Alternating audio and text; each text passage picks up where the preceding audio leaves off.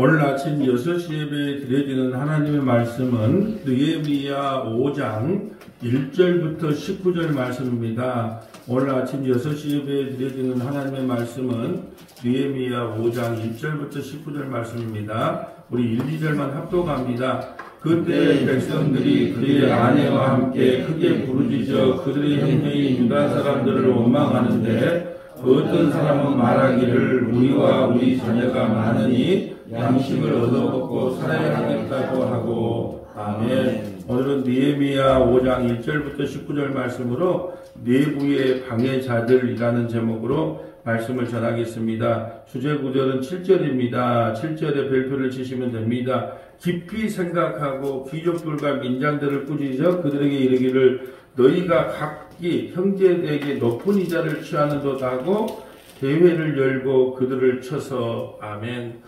어제는 외부의 방해자들이 있죠. 산발락 도비야와 같이 외부의 방해자들이 와서 성벽을 건축하는데 여우가 올라가도 곧 무너지리라 하면서 조롱을 했어요. 근데 오늘은 내부의 방해자들이에요. 내부에는 뭐냐 하면 지금 같이 성벽을 건축하고 있는 그들이 어떻게 하냐 하면 좀 부자들이 있어요. 부자들이 있는데 그들에게 같이 일하고 있는 처지에 그들에게 이자를 받고 꺼준단 말이죠. 그래도 그 가난한 사람들의 피를 빨아먹는 그 소리를 그것 때문에 좀 성벽을 건축하다가 유다 백성들이 힘들다고 하니까 느헤미야가 이제 그 소리를 듣고 막 그냥 그 이자를 받아먹고 있는 그 부자들을 막 꾸짖죠. 그러면서 너희들이 만약에 이것을 처리하지 않으면 하나님께서 너희를 먼지털이도 털어버리겠다. 왜 이렇게 말할 수 있느냐 하면 느헤미야는요 넉봉을 12년 동안 총독으로 있으면서 넉봉을 한 번도 받지를 않아요. 한 푼도 받지 않고 원래 자기에게 있는 돈을 내놓고 그 백성들과 함께 했기 때문에 이 말이 맥혔던 거죠. 그런데 이 부자들이라고 하는 사람들은 조금 있는 그 가난한 사람들이 돈을 이렇게 착취한 거에 대한 오늘 책망해. 내부에서 이런 방해가 일어난단 말이죠. 내부에 분열이 일어나는 거죠. 왜 돈 있는 사람과 돈 없는 사람들이 분열이 일어나게 되면 이 성벽이 온전히 건축되지 못할 거 아니에요. 그래서 오늘은 어떻게 내부의 방해자들을 느헤미야가 어떻게 수습을 하고 있는지 한번 살펴보려고 합니다. 1절에 볼까요? 그때라는 것은 지금 산발락과 도비야가 방해하는 그때에 외부에서 적이 찾아올 그때에 이제 내부에 문제가 생겨요. 그때 백성들이 그들의 아내와 함께 크게 부르짖어 그들의 형제인 유다 사람들을 원망하니라. 느헤미야를 원망한 게 아니에요. 일이 힘들어서 느헤미야를 원망하는 게 아니라 유다 사람들을 원망해요. 왜 유다 사람들을 원망하냐? 유다 사람들 중에 특별히 돈 있는 사람들이 있었단 말이죠. 근데 바벨론 포로에서 돌아왔다는 그 기쁨과 감격이 언제인지, 여러분 이게 지금 100년도 안 돼요. 100년도. 바벨론에서 돌아온 지가 100년도 안 되는데 벌써 그 일을 다 잊어버리고 망각하고 형제들을 착취하고 율법에 절대 그렇게 하지 못하게 했단 말이죠. 근데 형제들에게 이자를 꺼주고 형제들을 구박하고 착취했어요. 자, 2절 볼까요? 어떤 사람은 말하기를 우리와 우리 자녀가 많으니 양식을 얻어먹고 살아야 하겠다고 하고. 제일 비참한 사람들이 뭐냐면 이제 땅도 팔고 뭣도 다 팔아서 이제 먹고 살 길이 없어. 그렇기 때문에 우리와 우리 자녀가 많으니 양식을 얻어먹고 살아야겠다. 그것이 동량을 하면서 먹고 살아야 될 가장 비참한 부류죠. 두 번째는 뭐냐면 3절. 어떤 사람은 말하기를 우리가 밭과 포도원과 집이라도 저당 잡히고 이 흉년을 곡식을 얻고자. 그나마 이제 팔지는 않았지만 자기 포도원과 집을 저당 잡혀도 이제 그 부자들에게 얻어먹을 걸 먹어야 돼요. 좀 이제 나은 사람은 뭐냐? 4절이에요. 4절. 어떤 사람은 말하기를 우리는 밭과 포도원으로 돈을 빚내서 왕에게 세금을 바쳤도다. 이때 당시에 페르시아 왕에게 세금을 얼마 받냐면 20%를 바쳐요. 자, 100만을 벌면 20만을 바쳐요. 고레스 왕 때는 세금이 20%였어요. 근데 이때 당시에 세금은 이제 가면 같은 거 늘어나서 40%예요. 이게 고레스 왕 때 처음에 칙령을 열 때는 20%의 세금을 내게 하고 그 이제 왕이 바뀌면서 40%까지 세금을 100만을 벌면은 40만원까지 세금을 내요. 그리고 총독에게는 약 한 10%를 바쳐요. 그러니까 여러분 농사를 쇠가닥에 지어가지고 예, 1000만 원을 벌면 500만 원은, 예, 400만 원은 페르시아에다가 바쳐야 되고, 100만 원은 총독에 바쳐야 되는 거예요. 그게 형편이 어렵죠, 지금 상황이. 5절. 우리 육체도 우리 형제의 육체와 같고, 우리 자녀도 그들의 자녀와 같거늘. 이제 우리 자녀를 종으로 파는 것. 유대인들은 서로 종으로 팔지 못하게 되었는데, 돈이 없으니까 어떻게 해요? 이제 종으로 팔게, 자녀들을 종으로 파는도다. 우리 딸 중에 벌써 종된 자가 있고, 우리의 밭과 포도원이 이미 남의 것이 되었으나, 우리에게는 아무런 힘이 없도다 하다. 이것을 이제 느헤미야가 듣게 되는 거예요. 그래서 이제, 자기 동족인데, 너희들이 어떻게 바벨론에서 포로에서 돌아왔느냐? 하나님의 은혜 아니냐? 근데 이제 율법을 잘 지키겠다고 선언했던 그들이 다시, 그래, 사람은 안 돼. 사람은 안 된다고 봐요. 예. 항상 그 말이 맞아. 집은 고쳤어도 사람은 못 고쳐서는 거예요. 사람이 버르장머리는 안 되는 거예요. 100년도 안 됐는데 까맣게 잊어버리고 돈 있는 사람들이 이자를 꺼내주면서 포도원을 전부 뺏어요. 율법에 의해서 절대 남의 포도원을 뺏어서는 안 되거든요. 나봇의 포도원, 나봇이 왕에게 가도 포도원을 안 내놓으니까 나봇이 죽임을 당하잖아요. 그리고 또 자녀들이요. 빚을 못 갚는다고 다 종으로 팔려가요. 근데 힘이 없어. 가난한 사람들은. 이 소식을 누가 들어요? 느헤미야가 들어요. 느헤미야가 가만히 있겠습니까, 이제? 자, 6절에. 내가 백성을 부르짖음과 이런 말을 듣고 크게 노하였으나. 근데 이제 7절 중에 깊이 생각하고. 네. 저하고 다른 점이 여기 있더라고요. 어떤 말을 들으면, 노하였으나, 그리고 매걸했다! 그렇게 바로 나가는데, 느헤미야는 나하고 다른 점이 여기 있어요. 노하긴 노하였는데, 깊이 생각하고. 이 말은 뭐예요? 총알 기도를 하고 이 말이죠. 잠시 하나님 앞에 기도하고. 네. 화가 나죠. 지금 한마음 한뜻이 돼서 이 성벽을 건축하기도 지금 바쁜데, 네? 그 돈 있는 사람들이 돈 없는 사람들을 착취하고 있으니 이게 무슨 답답한 일입니까? 그리고 화가 막 머리끝까지 왔어. 그럼에도 불구하고 어떻게 하고? 깊이 생각하고. 귀족들과 민장들을 꾸짖어 그들에게 이르기에 너희가 각기 형제에게 높은 이자를 취하는도다 하고 대회를 열고 그들을 쳐서 전부 다 모여봐. 너희들 왜 형제에게 이자 받냐? 여러분 이슬람이 왜 한국에 들어오면 왜 위험한 줄 아세요? 이슬람은요 율법대로 살아요. 그렇게 형제에게 이자를 꺼주면 안 돼. 그러니까 나 이슬람 교인입니다. 그러면 그 이슬람 교회 돈이 많은 종교예요. 이슬람 은행을 차리면 나는 예수 믿습니다. 나는 이슬람 믿습니다. 이슬람의 알라시를 믿습니다. 하고 계정에 사인만 하면 어떻게 한다? 이자를 받을 수 있다 없다? 없어요. 그러니까 지금처럼 대출 받기가 힘들잖아요. 우리도 대출이 필요할 때입니다. 지금. 근데 가서 대출 좀 해주라 하는데 대출 안 된다 그래요. 근데 이 사람은 형제니까 대출도 많이 해줄 뿐 아니라 이자도 안 받아. 그래서 누가 저기 국민은행 가고 누구한테 농협 가고 누가 기업은행 가겠어요. 다 그리 가지. 예.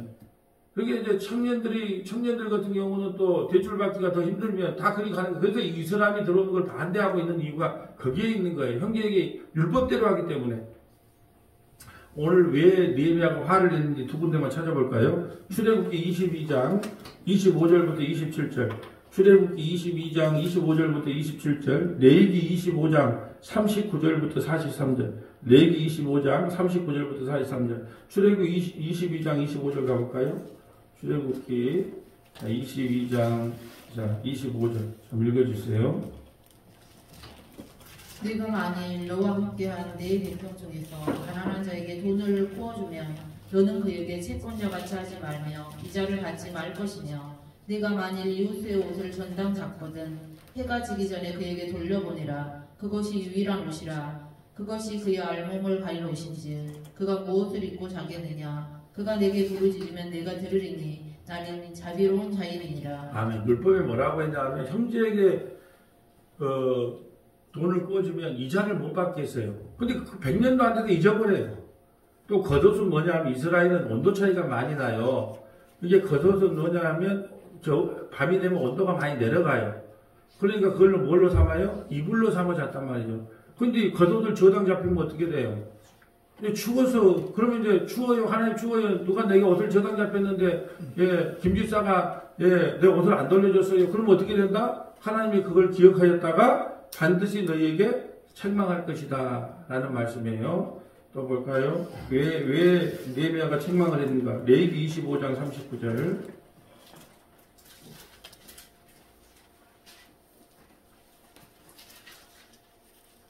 자, 읽어주세요.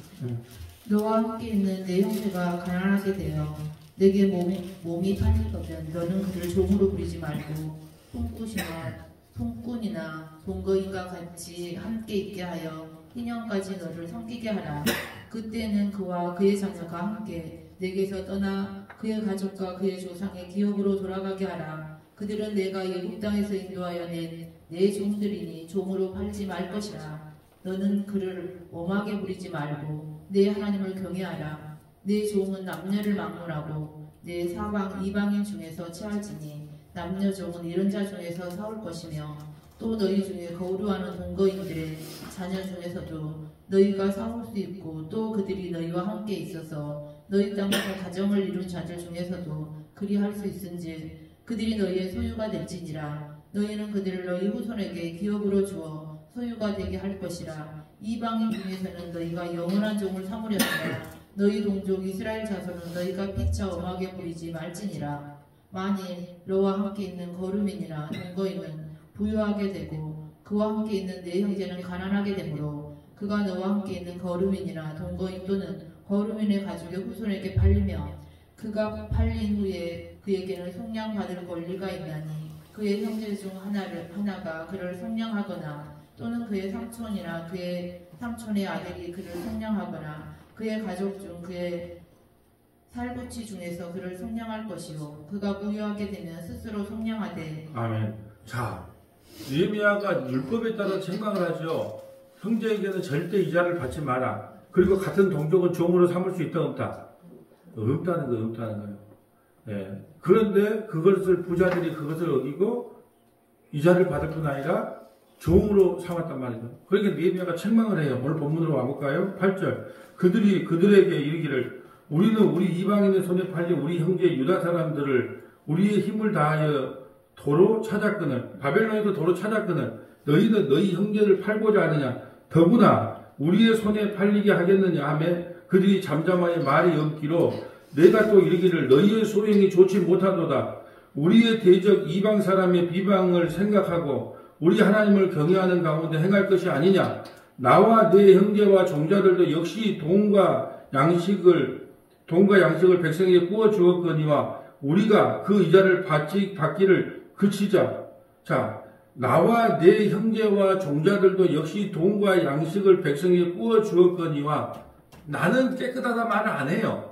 사실은 조금 이따가 보겠지만 자기는 높복을 안 받았거든요. 그리고 가난하게 나눠줬어요. 근데 한 몸으로 보는 거예요. 이게 지도자의 자세예요. 백성이 잘못한 것은 그건 누구의 잘못이다. 나의 잘못으로 보는 거예요. 나의 잘못. 그런데 이 부분이 중요한 거예요. 나와 내 형제와 종자들도 역시 돈과 양식을 백성에게 구워 주었거니와 우리가 그 이자를 받기를 그치자. 너희 잘못만은 아니다. 그래서 오히려 자기는 한 번도 이자를 받아본 적도 없어요. 자기 재산을 내놨단 말이죠. 그럼에도 불구하고 같이 본 거예요. 지도자의 삶이 그거예요. 예. 그러니까 일반 백성들이 잘못한 것이 곧 누구의 잘못이다? 나의 잘못임을 고백하고 이 말을 하는 거예요. 11절. 그런즉 너희는 그들에게 오늘이라도 그들의 밭과 포도원과 감람원과 집이며 너희가 구워준 돈이나 양식이나 새 포도주나 기름의 100분의 1을 돌려보내라 하였더니 당장 먹고 살아야 되니까 다 빨리 너희가 갖고 있는 거 100분의 1이라도 빨리 돌려보내서 그들을 회복시켜라. 그들이 말하기를 우리가 당신의 말씀대로 행하여 돌려보내고 그들에게 아무것도 요구하지 아니하리라 하기로 내가 제사장들을 불러 그들에게 그 말대로 행하겠다고 맹세하게 하고 제사장 불러서 자 적어. 자, 누구 다 그렇게 말하지 않겠다고요. 적어라. 이 느헤미야의 철저함을 볼 수 있어요. 말로만 하지 말고 적어봐라. 그리고 다 적어 놓는 거예요. 그러면서 또 한 가지, 이 13절 말씀하는 거예요. 내가 옷자락을 털며 이르기를 이 말대로 행하지 아니하는 자는 모두 하나님이 또한 이와 같이 그 집과 산업에 털어버리실지니 그는 곧 이렇게 털려서 빈손이 될지로다 하며 회중이 다 아멘하고 여호와를 찬송하고 백성들이 그 말한 대로 행하니라. 자, 옷자락을 털면서 이르기를 만약에 내 말을 안 들으면 너희 집안과 너희 자녀들이 다 쑥대밭이 될 것이다. 하나님 앞에 온전히 다 털릴 것이다. 이 털어버린다는 이야기가 그래서 여러분 제가 털어버린다는 이야기를 성경에 몇 군데 찾아보는데 신학시대에 털어버린다는 것은 예수님을 안 믿는 사람들을 털어버린다는 먼지 털때 털어버려서 지옥 보낸다는 뜻이에요. 그러니까 오늘 율법의 말씀을 듣지 않는 사람은 털어서 하나님이 너에게 진노해서 집도 털어버리고 자녀도 털어버리고 다 털어버리고 하겠다. 그러니까 이걸 빨리 시행해라라는 말이에요. 근데 신학시대에 이 옷을 턴다는 의미는 뭐냐? 너가 하나님의 백성에서 끊어졌다는 거, 하나님의 백성에서 이미 털려버렸다는 거, 그걸 상징하는 거예요. 적어볼까요? 마태복음 10장 14절부터 15절, 마태복음 10장 14절부터 15절, 사도행전 13장 48절부터 52절, 사도행전 13장 48절부터 52절, 사도행전 18장 4절부터 16절, 사도행전 18장 4절부터 6절, 죄송합니다. 4절부터 6절, 4절부터 6절. 자, 이제 먼저 마태복음 10장 14절 가고, 이 털어버렸다는 거, 이것도 성경을 연결하면 이 털어버렸다는 의미가 무엇인가 해석이 됩니다.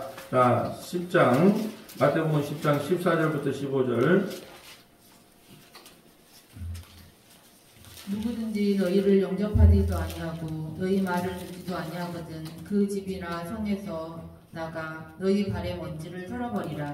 내가 진실로 너희에게 이르노니 심판날에 소돔과 고모라 땅에 그 성보다 견디기 쉬우리라. 자, 이제 12명의 제자들을 파송 보내죠. 그래서 그 집에 평안을 빌어요. 예수 믿어라 이렇게 말해요. 근데 나는 절대로 안 믿어. 그러면 디도도로병이 나와서 뭐라 부르고 옷을 털어버리라. 발의 먼지를 털어버리라. 이 털어버리라는 것은 뭐냐? 이제 그 사람은 우리와 상관없다는 뜻이에요. 그건 못 받는다는 뜻이에요. 12명의 제자들을 보내서 열심히 복음을 전했어요. 근데 아무리 전해도 안 믿어. 그리고 그럴 때 그 집을 돌아 나올 때는 어떻게 하라?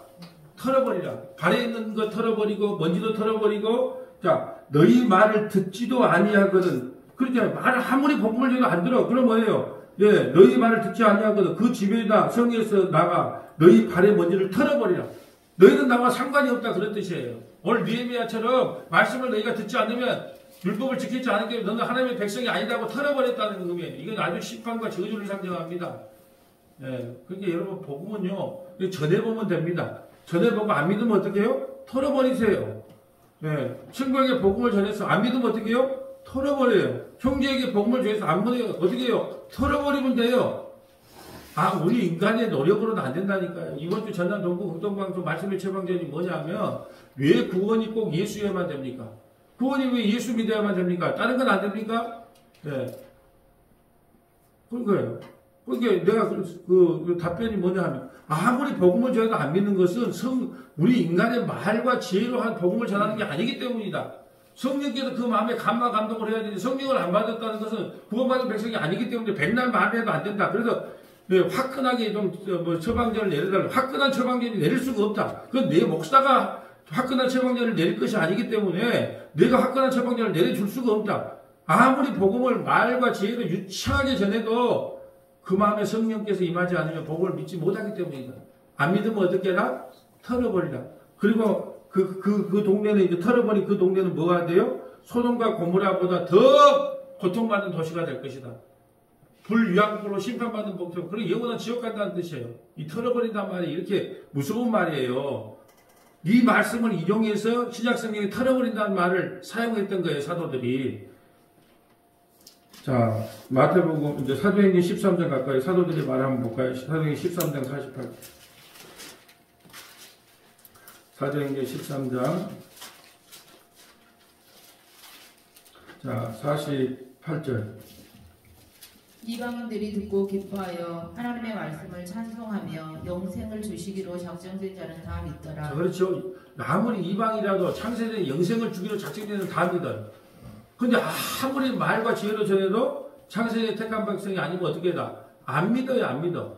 이게 창세전에 택한 백성들은 작정된 자들은 다 믿더라. 49절. 주의 말씀이 그 지방에 두루 퍼지니라. 이에 유대인들이 경건한 귀부인들과 그 신의 유력자들을 선동하여 바울과 바나바를 박해하게 하여 그 지역에서 쫓아내니 두 사람이 그들을 향하여 발에 티끌을 털어버리고 위고 양원으로 가거늘. 자, 유력한 귀부인들이죠. 귀부인들, 잘 사는 사람들, 또 유력한 또 지도자들, 그들이 와서 안 믿어. 창세기에 택한 사람들은 작정된 사람을 믿는데, 예, 돈 많고 지혜롭고 똑똑한 사람은 안 믿어. 그러니까 바울이 어떻게 해요? 바울과 바나바가 손을 뭐예요? 발의 티끌을 털어버리고 테테테 너희도 끝났다. 이 복음을 듣지 않으면 너희는 저주와 심판을 받는다. 테테테 우리말로 하면 테테테 티끌을 털어버린다. 여러분 우리 저기 그 시골에 가서 세차 먹을 때 어떻게 해요? 밥 안 그럴 때 아까 테테테 하면서 버린 적 있어요? 그런 적이 없어요? 모든 이제 악한 것은 다 버린다는 의미로 테테테 하면서 이렇게 하는 거예요. 그러니까 티끌을 털어버렸단 말은 뭐예요? 테테테 네와 나는 끝났다. 그러니까 이 말을 어떻게 알았을까요? 바울과 바나바는 구약에 능통하니까 느헤미야가 어떻게 해요? 티끌을 털어버릴 것이다. 너와 우리는 상관이 없다. 이 말을 느헤미야가 설교를 하자 다 떨 수밖에 없어요. 하나님이 이렇게 우리 집안을 쑥대받고 우리 자녀들을 쑥대받내겠다고 하는데 두렵지 않은 사람이 뭐 있어요? 그러니까 그냥 두 말도 않고 그냥 다 돌려주고 다 정상으로 그 내부가 회복되는 거예요. 자, 52절에 제자들은 기쁨과 성령이 충만하니라. 아멘. 털어버린다. 자, 사도행전 18장 한번 가볼까요? 털어버린다는 말 갖고 지금 설명하는 거예요. 18장 4절.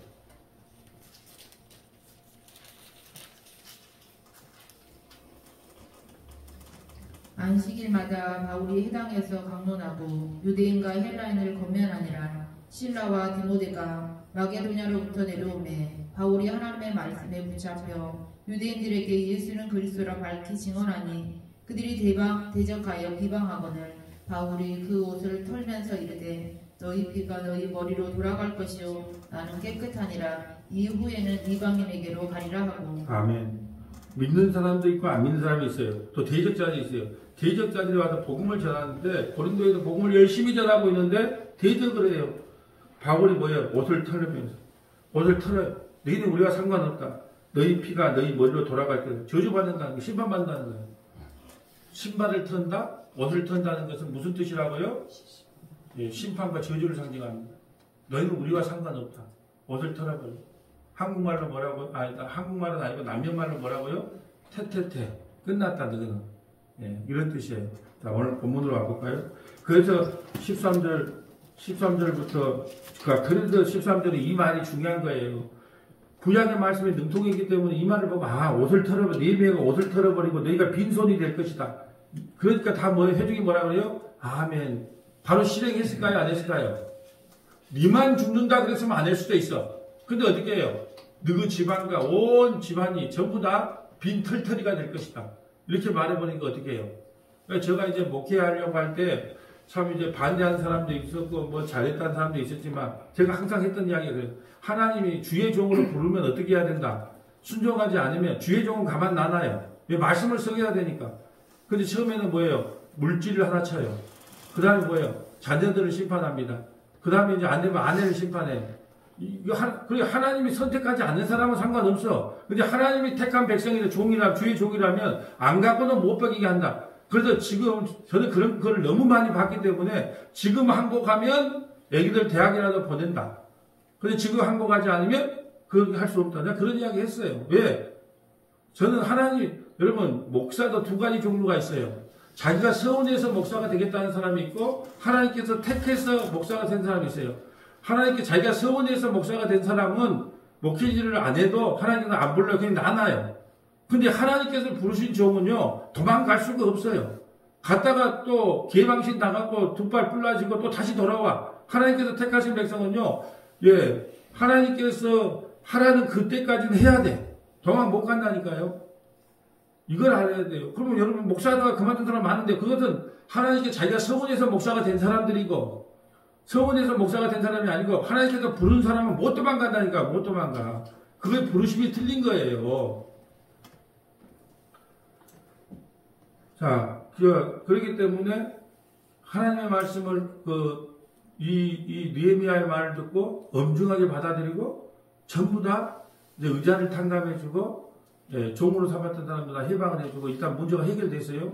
자, 이렇게 느헤미야가 큰 소리 칠 수 있던 이유가 나와요. 14절. 또한 유다 땅 총독으로 세움을 받은 때 곧 아달사스다 왕 제20년부터 제32년까지 12년 동안 나와 내 형제들이 총독의 녹을 먹지 아니하였네.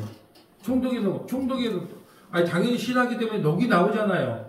또 유다를 다스리기 때문에 10% 정도 녹을 받을 수 있어요. 근데 아예 안 받았다. 근데 자기만 안 받는 게 아니고 누구요? 형제들이.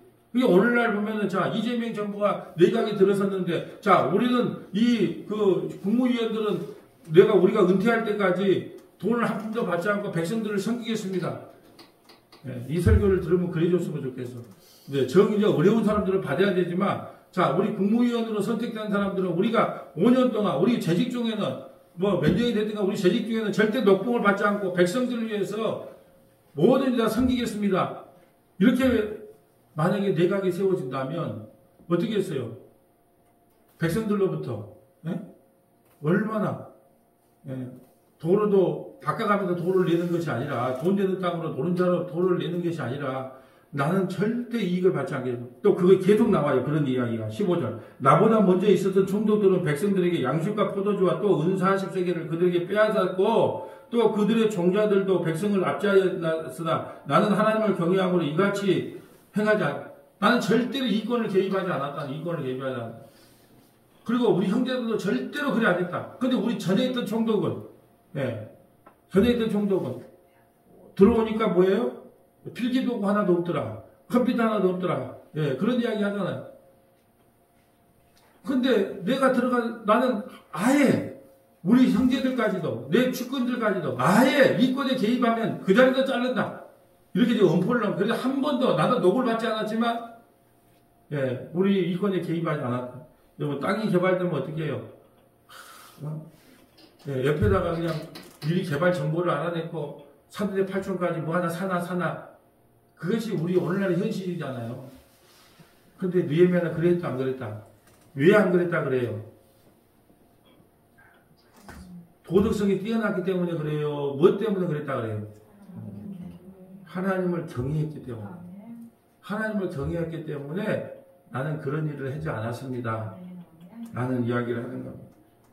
16절 도리어 이 선교 공사에 힘을 다하며 땅을 사지 아니하였고 여러분 땅을 갖다가 도를 어디로 놓을 줄 알잖아요. 성벽 어디서 그러면 성벽 입구에 여러분 10개의 문 중에서 옆에 그 성문이 바로 문이 이쪽으로 나니까 이쪽에 땅 좀 사달라 측근들이 다 알고 있어요.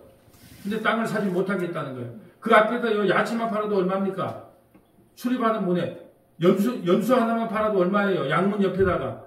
근데 어디가 양문이 나고 어디가 분문이고 다 알아. 그럼에도 불구하고 측근들에게 그걸 사라 그랬다 사지 마라 그랬다. 사지 마라. 이권에 개입하지 마라.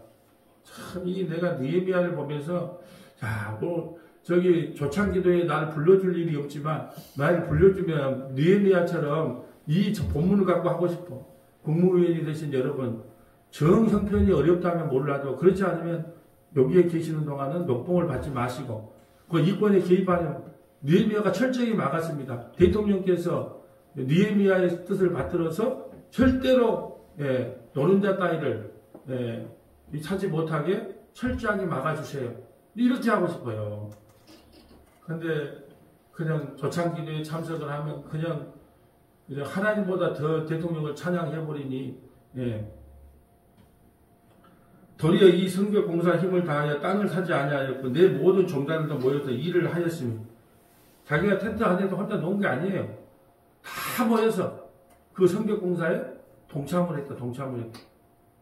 또 내 상에는 유다 사람들과 민장들 150명이 있고 외에도 우리 주위에 있는 이방 족속들 중에서 우리에게 나온 자들도 있었는데 매일 나를 위하여 소 한 마리와 살찐 양 6마리를 준비하여 닭도 많이 준비하고 열흘에 한 번씩은 각종 포도주를 갖추었나니 비록 이같이 하였을지라도 내가 총독의 노릇을 요구하지 아니하였으면 이 백성이 부역이 중함이더라.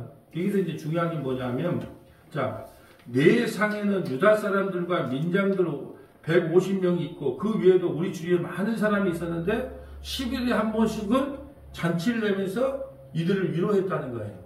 만약 일반 시키면 안 되잖아요. 이것도 중요한 거예요. 이것도 중요한 것 같아요. 그러니까 10일에 한 번씩 나만 좋은 것을 먹는 게 아니라 다 불러서 잔치를 벌였다. 19절 내 하나님이여 내가 이 백성을 위하여 행한 모든 일을 기억하사 내게 은혜를 베푸시옵소서. 주님, 내가 행한 이 일들을 주께서 아시죠? 내가 하나님을 경외한 거 아시죠? 그러므로 내게 은혜를 베풀어 주옵소서라고 고백을 하는 모습을 바라봅니다. 자, 이제 말씀을 정리합니다. 어제는 외부의 그 방해자들이, 어느 내부의 방해가 일어났을 때는 뭐냐 하면 말씀을 통해서 새롭게 해야 돼요. 말씀을 통해서 우리가 하는 목적이 뭐냐? 우리가 무슨 일을 하려고 할 때 우리 목적이 뭐냐? 우리가 왜 그렇게 해야만 되느냐? 라고 말씀을 통하여 설명함으로 말미암아 그들이 회개하고 다시 돌아와서 성벽을 다시 건축하게 되었습니다. 가장 무서운 적은요, 외부의 적이 아니에요. 외부의 적이 아닙니다. 내부의 적이에요. 이 내부의 적이 일어났을 때 우리가 왜 주님 앞에 부르심을 받았는지, 그리고 주님이 기뻐하는 교회로 세워진다는 것이 무엇인지, 주님이 무엇을 기뻐하는지, 교회에서 분열이 일어나가지고 여러분 경찰 부르고 119 부르고, 제가 어느 교회 그 수습위원으로 가서 보니까 반은 여기 막 못 들어오게 막 나를 잡고 반은 빨리 올라가라 그러고, 밖에는 경찰차가 2대 와 있고 119가 와 있고, 그런 모습을 주님이 기뻐하겠어요? 어떤 상황이든 간에 주님이 기뻐하는 일이 무엇일까? 이걸 먼저 생각하는 저와 여러분 되시기를 주님의 이름으로 소원합니다.